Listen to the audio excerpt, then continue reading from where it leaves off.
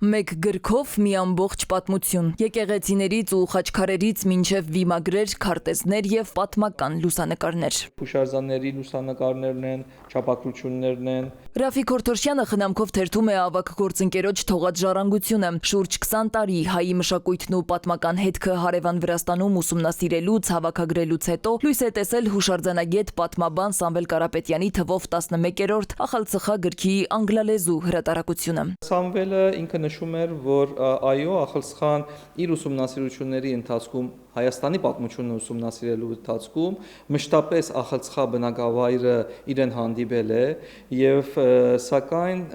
քիչ են այդ տարածքի հուշարձանների ուսումնասիրությունները, հատկապես դաշտային ուսումնասիրությունները եւ հիմքը այդ դաշտային ուսումնասիրությունների բացը լրացնելն է եղել։ Ինչպես պարզ է դառնում գրքից, քաղաքի հիմնման օրվանից միջնադարից հայերն այստեղ ապրել եւ ստեղծագործել են, թողնելով մշակութային հարուստ ժառանգություն։ Ախալցխա հատորում հեղինակը հնարավոր բոլոր մանրամասներով ներկայացրել է տարածաշրջանի պատմությունը։ Ավելի քան 300 էջանոց գրքում կան տարաբնույթ տեղեկություններ, ներկայացված են անվանի այն հայերը, որոնք ծնվել են Ախալցխայում, տեղի հայկական դպրոցներն ու բոլոր բնակավայրերը, ինչպես նաև ներառված է տեղանունների ու անձնանունների ցանկ։ Հարյուրավոր արձանագրություններ կան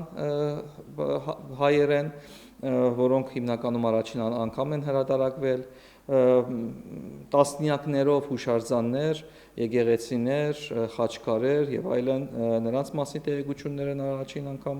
30-ից ավելի բնակավայրի պատմություն, որոնք հայաբնակ են, մինչեւ այսօր էլ հայաբնակ են։ Մասնագիտական խմբի ուսումնասիրություններն իրականացվել են դեռ 1988-ից։ Քորթոշյանը հատկապես կարևորում է 14-րդ դարի Սուրբ Սաֆայի վանքը, որն իր տեսակով, նշանակությամբ ու ճարտարապետական ոճով եզակի կառույց է։ Աշխատությունը ներկայացնում է նաև ամենավաղ շրջանի հուշակոթողներն ու եկեղեցիները, որոնք թվագրվում են 14-րդ դարով։ Խաչքարեր կան Ախալցխայի Բերդի, որը հետագայի կառույց է, կառուցվել է եւ այդ խաչքարերը վերաօգտագործվել են, այսինքն հավանաբար եղել է մեծ խաչքարերով գերեզմանոց եւ Ախալցխայի Բերդը Օսմանյան երևի ժամանակաշրջանում վերակառուցելու